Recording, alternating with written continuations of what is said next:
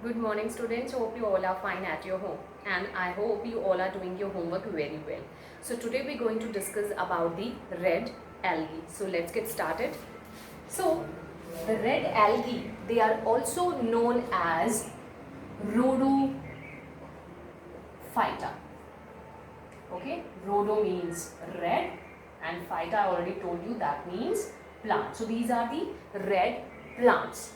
Talking about their habitat, these red algae basically they are marine, but few of these species like Batrachospermum, this is a red algae which inhabit fresh water. Okay, so mostly of them are present in marine state, but few of the species like Batrachospermum, they are freshwater red algae. Talking about the pigments which are present in the red algae, so these are chlorophyll A, D and phycoerythrin. Phycoerythrin. This is the major pigment which gives the red coloration to the red algae. See, we have seen the chlorophyll A and chlorophyll B was present in green algae, and the chlorophyll A and C present in brown algae. In red algae it is chlorophyll A and D. Okay? So rhodophyta, these are the red plants. They are basically marine except few species like Batrachospermum, they are freshwater red algae. The pigments majorly which is present in the red algae is chlorophyll A and D, and the major amount is phycoerythrin. You know, like these red algae, they give different coloration on the depth of the water. Like for example, if they are present in the marine or ocean environment, they appears red in color. They appears red in color in the depth of the water. Why? Because these red algae here, this red algae here absorb blue green wavelength of light. Blue green wavelength of the light. Being shorter, these wavelength, क्योंकि ये जो wavelength हैं ये short होती हैं, right? So being shorter, these wavelength, these are captured by these pigment, that is phycoerythrin, even in the depth of the ocean. So that's why they appear red in color. And here the production of phycoerythrin is more. So depending upon the concentration of phycoerythrin, they can change their coloration. Like if the phycoerythrin produced in more amount, then red algae appears red in color.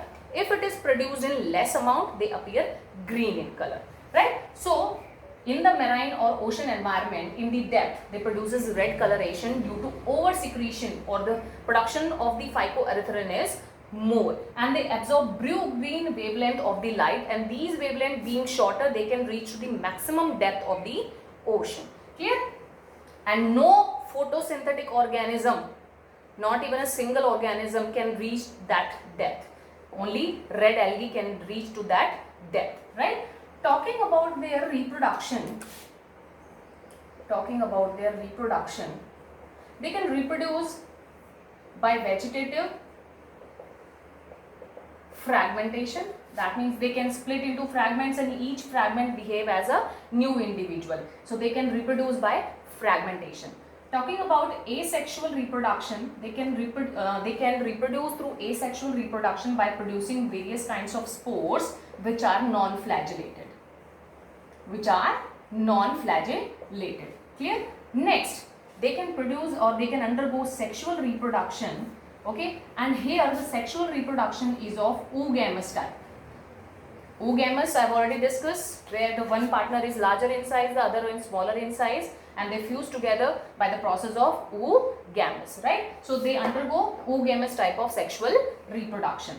The next thing, the reserve food in red algae is fluoridin starch. This is the reserve food material which is present in the red algae. Talking about the composition of the cell wall, they have cellulose and pectin substances in their cell wall. ठीक है. Now we will discuss the economic importance of the red algae. Economic importance of red algae. So the first thing is that they are used as food. Okay, they are used as food. Example, porphyra. Example, porphyra. These species, they are used as food. Second thing, they have medicinal value. They have medicinal value like corallina. Corallina.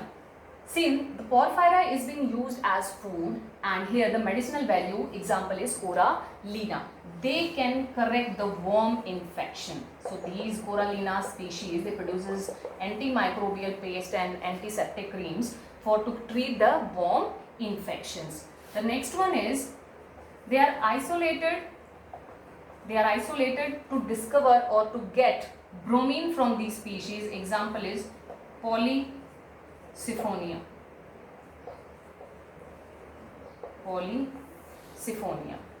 So Polysiphonia species are being used to get bromine from red algae.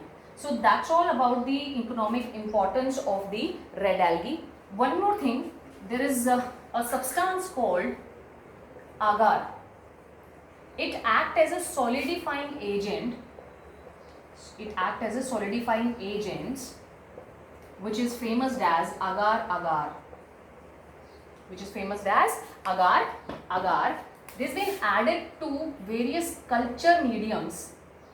They are added to various culture mediums to solidify the culture media.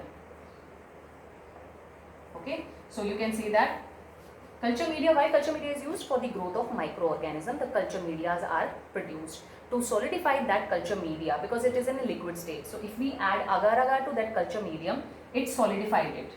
Okay, it solidified it, the medium. So we can grow the microorganism on that particular medium. So it also been added in the ice creams, jellies, jams to give them a semi-solid state.